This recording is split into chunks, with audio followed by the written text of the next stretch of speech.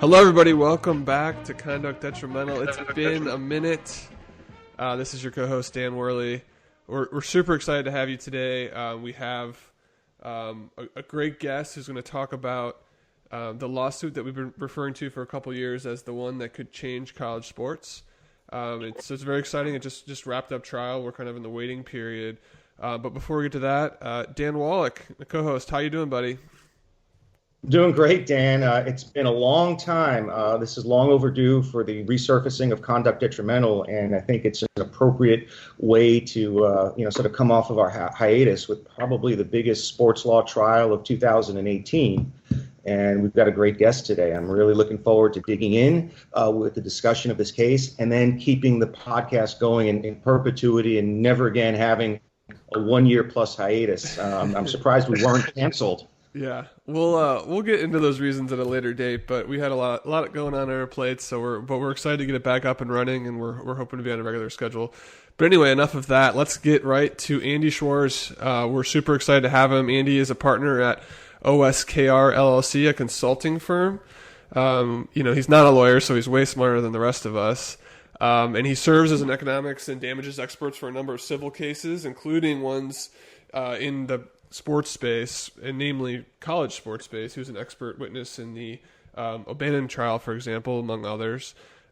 He also does a number of other things. He writes at Sport Geekonomics, a really fun site that I like to go to frequently. He's part of the leadership team for a new basketball league called the Historical Basketball League, which is going to be starting play in 2020, and we'll be asking him a little bit more about that. And amongst all those other things, he's a terrific Twitter follow. And so give him a follow at ANDYHER. So at AndyHER. Andy, welcome. How are you, sir?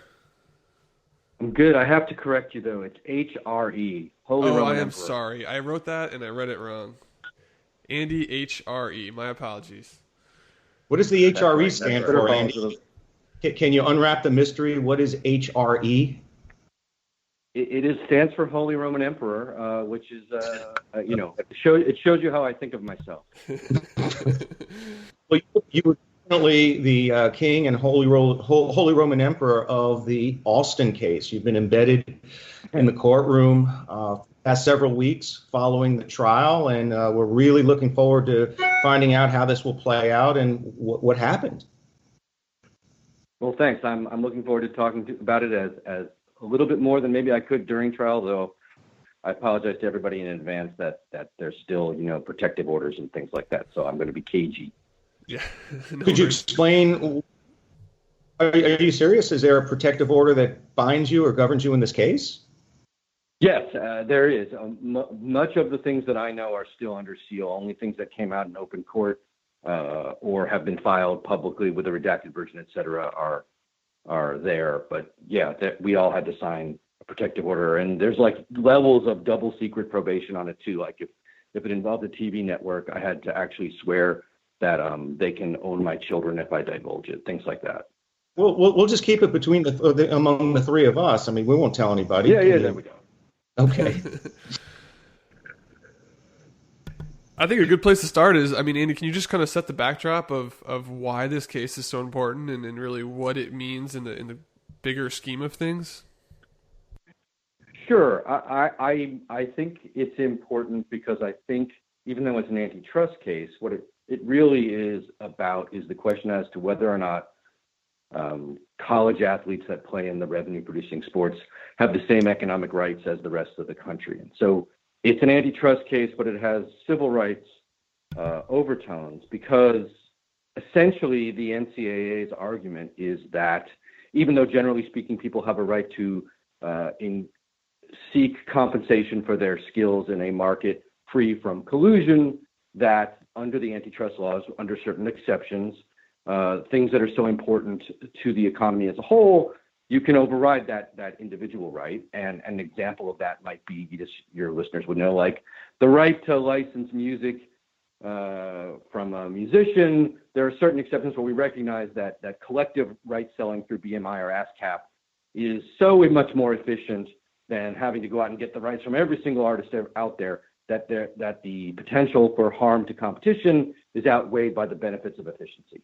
And effectively what the NCAA is arguing is that here, those athletes' individual rights to seek their full worth in a market free of collusion among competitors is trumped by the benefits of amateurism. And that's really the question: is amateurism so, two things, so vital to America and also so unable to be produced without collusion that individual economic rights should be essentially put to the side. Well, Andy, how does this differ from the O'Bannon case? The judge who presided over the O'Bannon case is the same trial judge in the Alston trial, and she's already ruled upon certain aspects of amateurism. So can you explain how the two cases diverge and the impact that her O'Bannon decision will have in how she may decide this case? Sure. Well, Judge Wilkin has this case for a little bit of the same reasons why Judge Doty forever got a lot of the NFL cases, because once a judge has developed expertise, it doesn't make sense to re-educate another judge, and so the case gets reassigned to the same judge over and over again. That's what went on here. The case was filed, and it was, I forget the legal term, where people say it should be referred to the same judge as another case, but that happened and that motion was granted. So like the fact that it's the same like a case. Right. Is it designated as a related case? A related case. There you go. Okay. And so it is different in important ways. The case in O'Bannon was essentially whether or not a different right of market access, which was the right to go into the market to seek payments with respect to name, image, and likenesses, was more vital than the arguments that the NCAA was making as to why that would be harmful. And in some ways, what was weird is that the ultimate resolution of that case, which was that the NCAA was found to be a price-fixing cartel, and that it had chosen a price that I think the Ninth Circuit called patently and inexplicably unreasonable, but that there was some potential justification for some level of price fixing at a reasonable level, and that then when the Ninth Circuit was done with the decision, that level would be cost of attendance. And everything in that case, if you look at the injunction, it says they may not set a price with respect to name, image, and likeness. Now, how the NCAA interpreted that was that they changed the grant and aid rules, which really don't have anything to do with name, image, and likeness. So in some sense, what happened, it did meet the requirements of the injunction, because a grant, there is no longer a restraint on compensation below cost of attendance, but it didn't really address the question of whether or not athletes are or aren't entitled to negotiate for their name, image, and likeness. They still can't negotiate for compensation at name, image, and likeness. So that's one weird thing.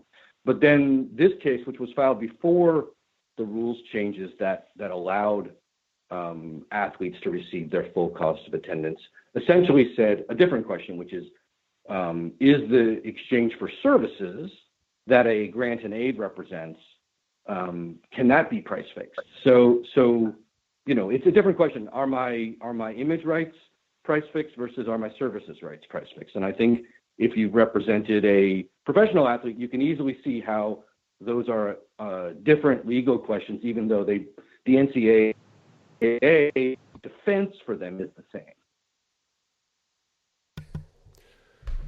Got it.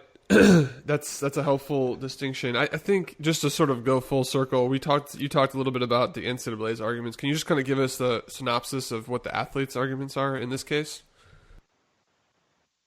Yeah, I mean, I think the athletes' arguments are in some sense easier, which is that what happens when annually the NCAA repromulgates its rules, and one of those rules, which is currently 12.02.10, but over the course of this litigation, I think the rule book has grown so much that it started off as 05, and then it was 09. Now the most recent version that just came out last month, it's 10, says that pay is defined as money allowed by the NCAA, that not pay is defined as money allowed by the NCAA, and pay is any money that you receive that we don't let you have, that is a fancy way of saying we are fixing prices. So at its core, this is a standard price fixing case. It's not all that different from other monopsony cases. So I'm an economist. We use the term monopsony really easily, but for everybody out there, monopsony just basically is Greek for a single buyer, where monopoly is Greek for a single seller. And in essence, whenever you have like an employment situation, or there have been cases involving like chicken farms, where the chicken farmers feel that the firms that buy the chicken parts from them are colluding on how much they'll pay, that sort of thing. That's a monopsony, and it's an input cartel as opposed to an output cartel. And the idea is that if in any other industry, if heck, in a pro sport industry, absent a collective bargaining agreement, if all of the potential employers agreed to a maximum level of compensation, that would be naked price fixing. We're in this world of sports, and as I'm sure your podcast listeners know, because league sports require at least two firms to coordinate in a way that steel mills don't require, that generally speaking, sports are resolved in the rule of reason environment, and so there's room for pro-competitive justifications. But what the plaintiffs argue is that even to the extent to which there are some pro-competitive justifications, and we should probably talk about whether that's true or not, that what the NCAA does is essentially a cartel on top of the sports leagues that might have that pro-competitive justification. So in the same way that it maybe could be argued that the NFL could have like relocation rules, and in the old days, the AFL could have had relocation rules. If the NFL and the AFL had mutually agreed not to locate teams in their same territories, we can all see how that might, even under a rule of reason, not pass muster, because it moves from sort of a internal league decision to a cross-league decision. Well, the league in college sports is the Big Ten, is the Big 12, is the ACC, the SEC, the Pac-12. The NCAA is a cartel that sits on top of that. And that's essentially what the plaintiffs, I think, say. And I'm going to brag here a little bit. This is an article that Dan Rasher and I wrote in 2000, which said that even to the extent to which you need some caps, and you can't do it in the normal way that leagues do caps within the CBA, the right economic spot, and then the lawyers say the right legal spot, is at the conference. Yeah, Andy, I mean, just in a nutshell, this high-level antitrust, these principles are really pointing to the ultimate or core issue. Will players or athletes be true free agents? Is this where the outcome of this case could be headed if the plaintiffs win? Are we heading possibly to true free agency, where athletes can get paid well above, the cost of attendance, and possibly, 6-figure, 7-figure guarantees? Is that within the range of possibilities here? I think the answer to that would be only if post-injunction each sports conference decides that that's what it wants to do. And I would imagine that if it is true that college sports fans would turn away in droves from the product that you described, that very few, if any, smart business people running, major college sports conferences would adopt that. But essentially, and I think this is an important thing to recognize, is that what the plaintiffs aren't asking for is a mandatory amount of pay. What they're asking for is a market, and to let the market set it. And the way that markets work is that firms don't adopt features that are both expensive to produce and consumers don't want. They tend to either produce things that are cheap and that consumers don't want, or that are expensive but consumers do want, so they'll pay more than they cost. And the example I always give is that, like, coffee companies don't need to collude to make sure that they don't put poison into their coffee, because poison is expensive and nobody wants poison in the coffee. And so the analogy here being conferences in college sports would not need to collude to not pay their athletes if their fans cared a lot and wouldn't buy tickets to paid college sports, in the same way, because it would be expensive and it would harm sales, not help sales. And firms don't adopt expensive things that harm sales. Yeah, but out of self-interest, couldn't the conferences keep the, collude among the member schools to, kind of keep the pricing down and have a cap on what could be offered to athletes in a world where the plaintiffs win the Alston case? Isn't there yet another, cap that would be imposed by conferences on what could be spent? Are you asking me intra or inter conference? Intra. Intra, yes. No, the plaintiffs specifically acknowledge that the injunction they are seeking would not prevent that sort of intra-conference collusion, and the idea being we're in a real rule of reason space. The first step in a rule of reason case is to define a market and to ask whether the firm or firms engaged in the alleged conduct have market power, and that no one conference, even among its 14, or I think there's one or two conferences with 16 teams, has that market power. So that if, for example, the SEC said, well, let's be more realistic. Let's say the Big Ten said, we're not going to pay a dime more than cost of attendance, that athletes would have still a large variety of other firms, in this case, other conferences and their schools to choose from, so that the market reaction of the SEC saying, well, we think $10,000 is fine, would suffice to thwart that over the long run of multiple seasons of the Big Ten slowly losing talent to the SEC. But that hinges on the SEC finding that for its consumers, that $10,000 payment was not somehow abhorrent, which is a big piece of what the NCAA argues, is that in fact it would be seen even by the Conference of Bag Money as abhorrent. I assume you're referring to the SEC there. People can read what they want. Make But their there's a own great article by conclusions. Stephen Godfrey about bagmen in the SEC. Yes, recommended highly.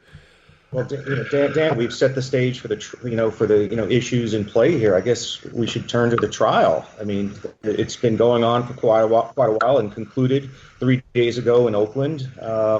Andy, what's your read on how the trial went and who may be positioned to prevail ultimately, and why? Okay, so this is a spot where my bias, which is I'm very pro athlete rights, and also my lack of legal training come in. So what I say, people may say like I'm focused on the wrong things, and I fully admit that. Certainly my clients, the plaintiff's lawyers, have told me oftentimes that my focus is on the wrong thing.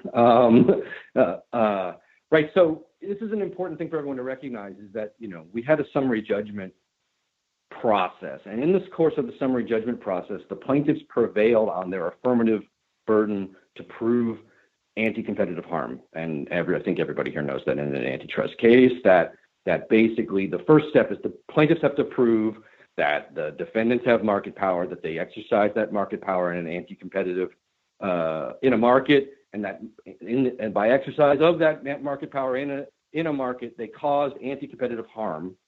And all of those steps, the judge said that the evidence was sufficiently overwhelming and that there was no contrary evidence, that she granted summary judgment, which meant that, if this had been a per se case, we would have won. But it's not a per se case, it's a rule of reason case. So the next step in the process, and the first step of this trial, is for the NCAA to have the burden to prove that actually, even though we did cause this harm that we don't agree with, but we say we caused, we had a good reason for it. And the good reasons that they were allowed after they argued a whole bunch and didn't really provide any proof for any of them. But the court said, but two of them were found to be the case in the O'Bannon case, so we're going to allow you to maintain those. And those two were that consumer demand would be harmed if there were no national NCAA rule. And implicit in that is because the level of compensation that would be adopted would be demand decreasing relative to today. And then the second thing was that if they could prove it, that they were allowed to try to prove at trial, that payment of money to athletes would harm their academic integration. And academic integration, this sort of squirrely term, but I think that everyone can think of it as being sort of two things. One, they won't do as well academically, and they won't make as many friends outside of the sports team. Those are kind of the way that they played out. I don't know how you do anything in an antitrust court about that second one, because I don't know what you measure friendship. What I'm an economist. I don't understand friendship, but I don't know how you measure it to say whether or not people are more or less socialized into a non-athletic environment. And I certainly don't think any evidence was put in on that. But on the other piece, obviously, you can look at things like graduation rates. And there the question is not, do athletes graduate more than they did, say, 10 years ago, but do they graduate more than they did 10 years ago because their compensation was held in check? And so those were the main questions that we had to address at court. There's also in this rule of reason process another step, which is, okay, let's say you prove that, in fact, without national price caps, that consumer demand would somehow drop. And I do want to talk about why that argument makes no sense economically. Nevertheless, the question is, are there ways for you to achieve equivalent demand in ways that are less harmful, less restrictive, less harmful to competition?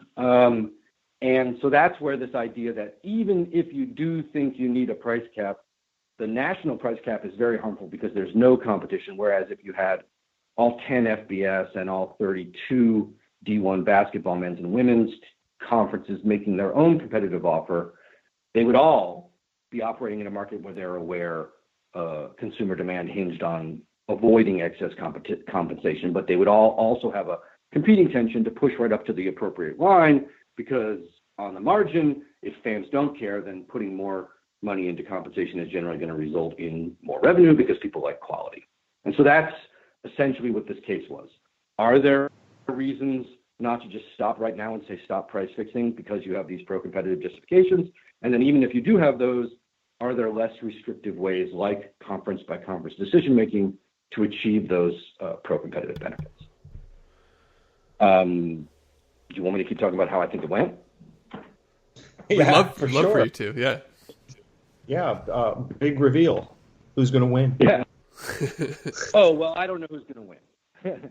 That is way above my ability to discern, because I don't think that anybody in the courtroom, with the exception of two of the plaintiff's witnesses, were thinking about economics the way that I think about economics. And I'm including in the no one was thinking about it, the defendant's economic experts. I think it's a very, very easy economic thing to understand that a conference that puts on 8 or 9 football games out of a season of 12 or 13, or in a few cases, I guess you can get up to 15 now, of the games, that conference would, in competition with other conferences, choose a higher level of pay than its consumers, than is optimal for its consumers' demand. And I also don't think that if the SEC, if the Power 5 schools were all to adopt higher levels of compensation, that demand for West Coast Conference basketball would decline in any way because more money was being paid to SEC football players. On the contrary, those are the sort of arguments that the defendant's experts made, which was that somehow, even though, like Larry Scott got on the stand and Mike Oresco got on the stand. Larry Scott's the commissioner of the Pac-12. Oresco has the equivalent job with the American Conference. Got up on the stand and said, if we were to adopt higher compensation, our TV revenues would decline. And I'm sitting in the back of the court and saying, so why would you bleeping do that then? Even without an NCAA rule, you're telling the court that it is not in your economic interest, without a cap, to adopt the level of compensation that you're also telling the court you think would emerge. Because Larry Scott said, I am certain that if there were no national cap, that schools would pay a large amount of money. And I just want somebody on that side of the argument to walk me through what the economic incentive is for a group of 10 in the case of the Big 12, up to 14 in the case of the SEC, for any of those conferences to voluntarily incur higher expenses for the purpose of lowering their TV revenues, lowering their attendance, lowering their donations. Those are the three main sources of revenue to an athletic department. And all the witness testimony for the defendants was that higher pay would in fact cause lower revenue. And to me as an economist, it's an open and shut case, which is then that's a market where the market is working just fine and you don't need an artificial restraint like collusion to achieve the optimal economic outcome. What would have been persuasive testimony would have been that actually fans really do like it. And we know that if you take away the cap, we're all going to be forced to compete. And we're going to compete because we want to please consumers. The problem with that argument is that that's what the antitrust laws are designed to do. And the reason why in that world schools wouldn't want to do it is because they think it's crass or they think it's unseemly to pay people to go to school.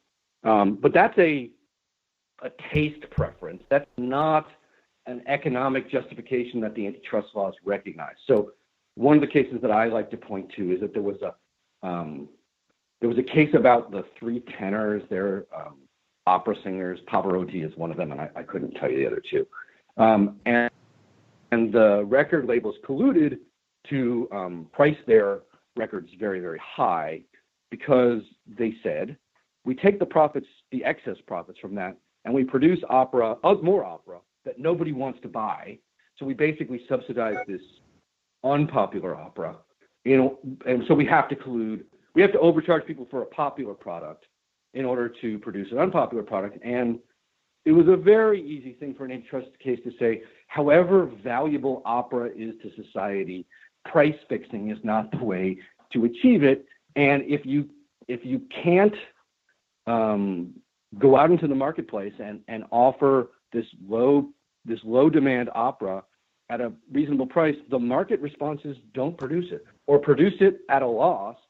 Don't overcharge people for something else. And so in the case of this, the argument would be, if it's the case that you think it's crass and distasteful to produce paid college sports, don't.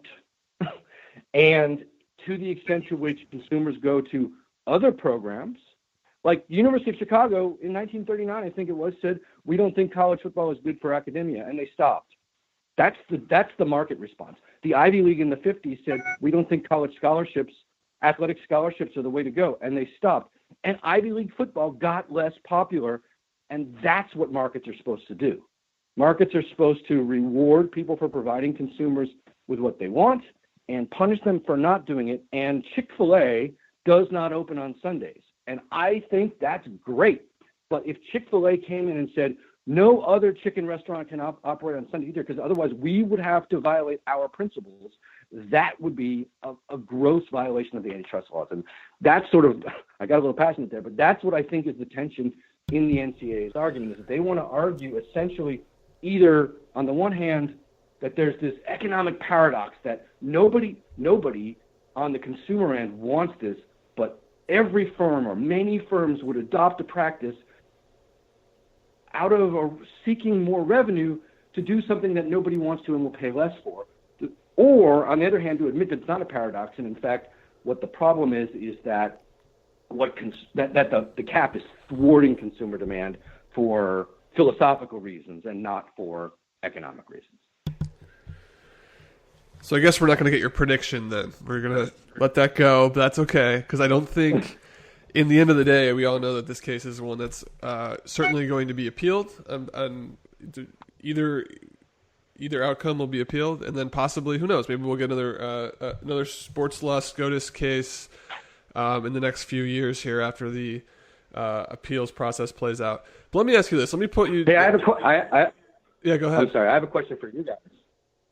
So I don't know if you know, but the lead lawyer for the NCAA is Beth Wilkinson, and she's also Brett Kavanaugh's personal lawyer. If the case goes up to the Supreme Court after Brett Kavanaugh is confirmed, which looks like what's going to happen, will she have to recuse herself? I don't think so. The laws of disqualification and recusal aren't so. I would say light like that. You would need even if it was a family relationship. She could be his his sister, or related to him in some fashion, it doesn't preclude her from, or doesn't preclude him from joining the case as one of the 9 justices. But probably yet another reason not to confirm him.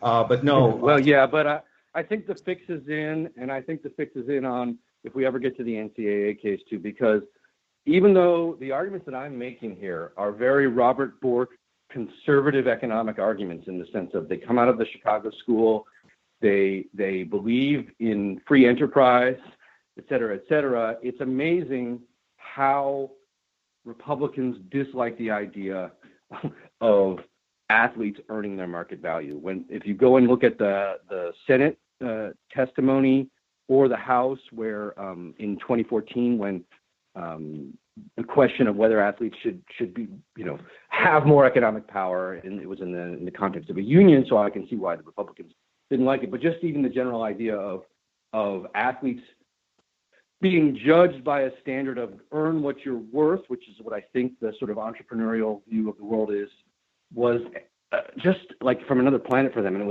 it was very much of the, why aren't you satisfied with this? Aren't we giving you enough? And I think that's an important way to think about how people think about college athletes. If you think about athletes as economic agents in a capitalist society, the standard is not, why aren't you satisfied with X? Because that's not what we ask of CFOs. That's not what we ask of firms in a market. Why didn't you price it less? You could have, you made $1 million in profit. Why wasn't $500,000 of profit enough for you, right? We say, we want you to earn everything you're worth. And then we have this little sector of the economy where we say, no. We have to cap your pay because otherwise a lacrosse bro might not get his scholarship. And it's like, well, when the lacrosse bro goes to Wall Street, we don't say he can't earn everything he's worth because perhaps a guy from the football team ended up working at a minimum wage job. We say like, well, why didn't he study harder in school? But when they're in school, it's socialism for all. It's weird. Well, I mean, the Supreme Court denied certiorari in the O'Bannon case. However, I don't know how much that will play into an upcoming, appellate review, but it only takes 4 justices out of the 9 to say that this case should be reviewed by the Supreme Court. But they take so few cases, 30 to 40 each year out of thousands of petitions. But if this went against the NCAA, I think this might be the kind of case that is cert-worthy. And yeah, it would certainly bode well for the NCAA that Wilkinson's, client is on the high court. That's right. I think so. I think that in general, people on the Supreme Court, with the exception perhaps of the most recent nominee and his predecessor Neil Gorsuch, are older than most college sports fans, and people on the appeals court level are younger than Supreme Court, but still older than most sports fans. And as you work your way up the age cohort and you get closer and closer to somebody who might have seen Whizzer White play football before he was on the court,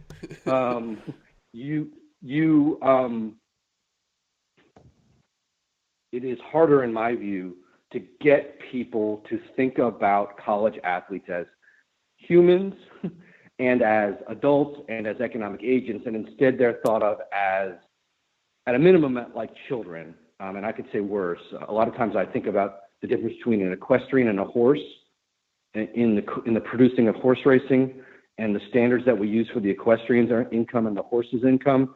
I think that's the way that a lot of people think about college athletes, that the coach and the university, of course, should maximize revenue, but that the player should be content with a nice stable and lots of oats. Mm-hmm. Good point. I think that brings us to kind of a good time to start talking about one of your other projects, the Historical Basketball League. What was the impetus behind that? Can you explain what that is, what that's going to be, and why you and the rest of the folks organizing that are doing it? Sure. So the Historical Basketball League is a new college basketball league that we're starting with venture capital money. And we aim to launch on June 19th, 2020. And some of your listeners might know why we picked June 19th.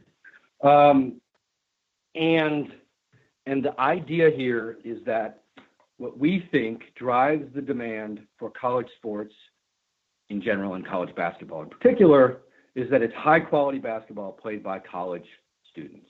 And I can say that whole sentence without once mentioning whether they get paid a COA stipend or they get paid a market salary.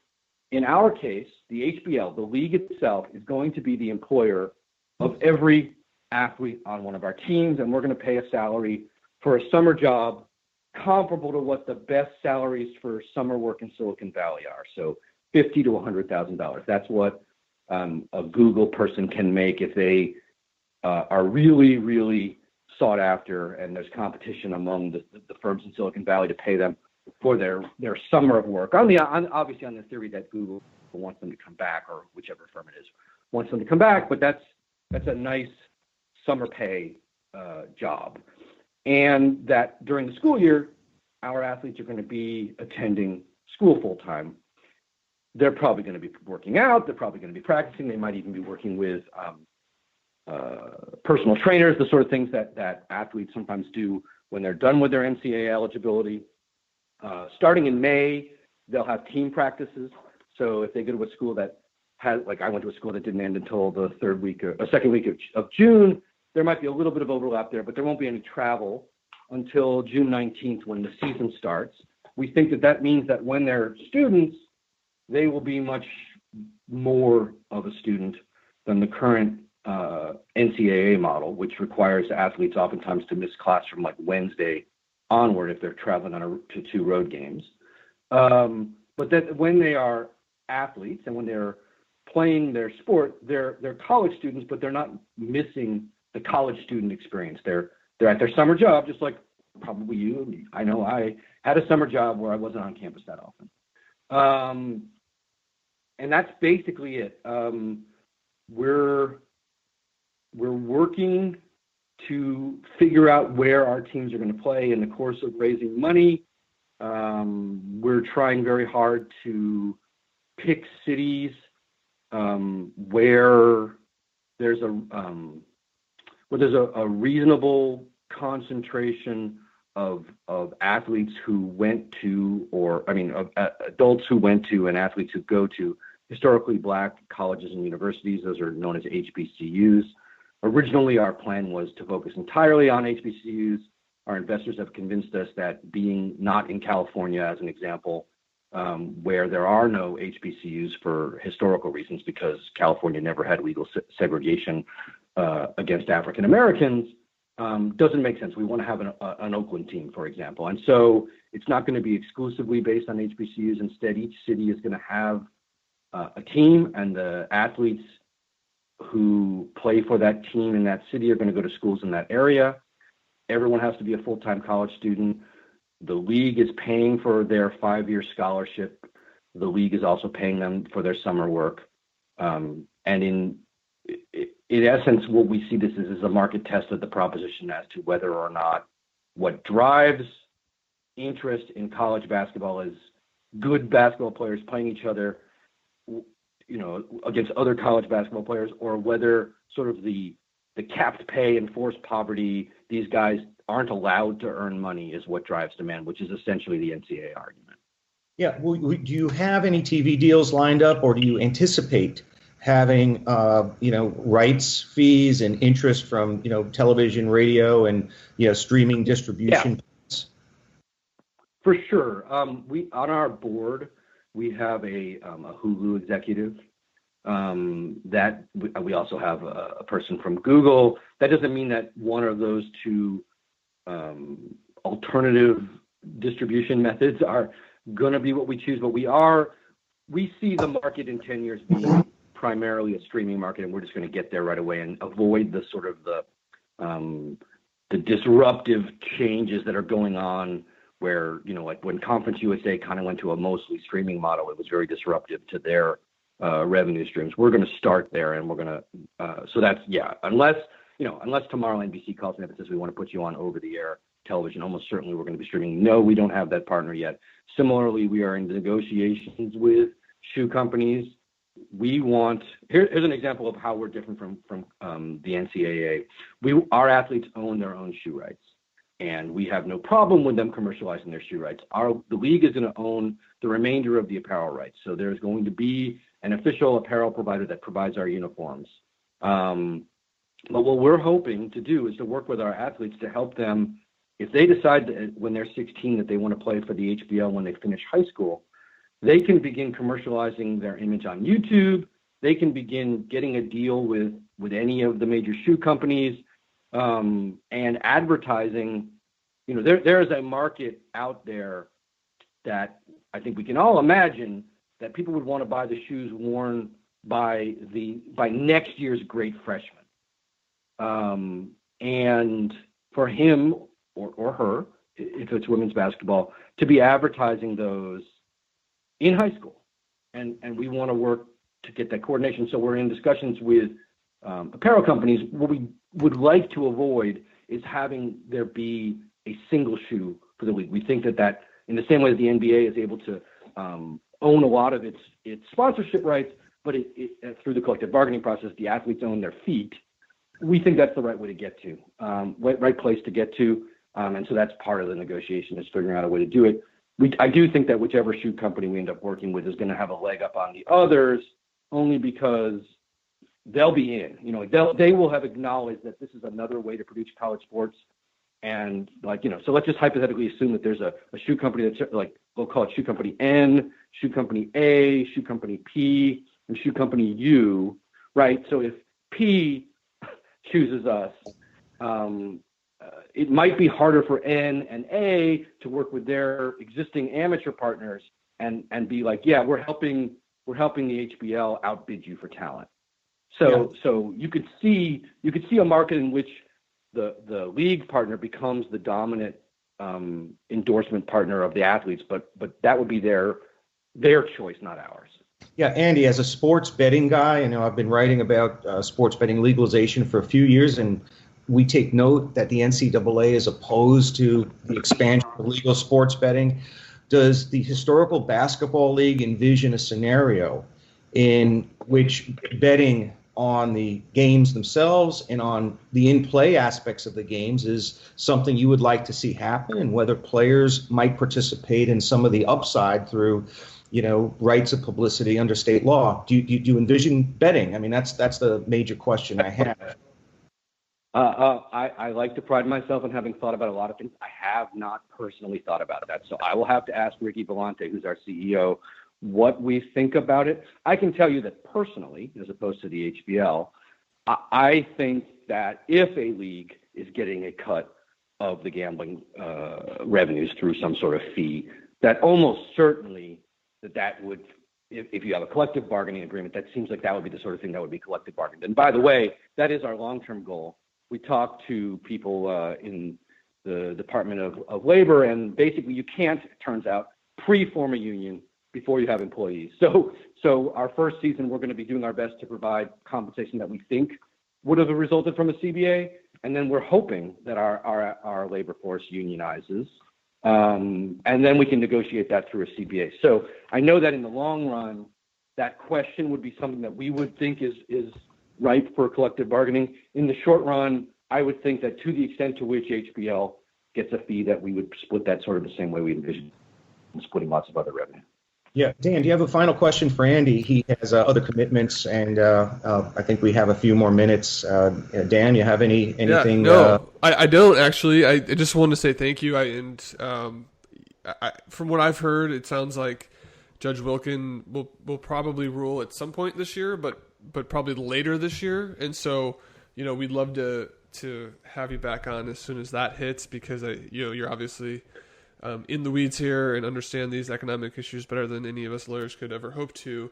But it's been great having you. Wonderful insight. Thank you so much for your time. We really appreciate it. Yeah, same here, Andy. Thank you so much. Thank you so much. I love talking to people that understand the law. And I'll take the over on 20. I'll take 2019 on the decision. Okay, fair enough. Fair enough. Right. And personal thanks to Andy for being our first guest in our, I guess, re-debut or 2018 debut of Conduct Detrimental. So this will be the first of many going forward. And Andy, thanks for giving us a shot and spending, 45 minutes with us to talk about the most important sports law case of 2018. Thank you. My pleasure. Thanks.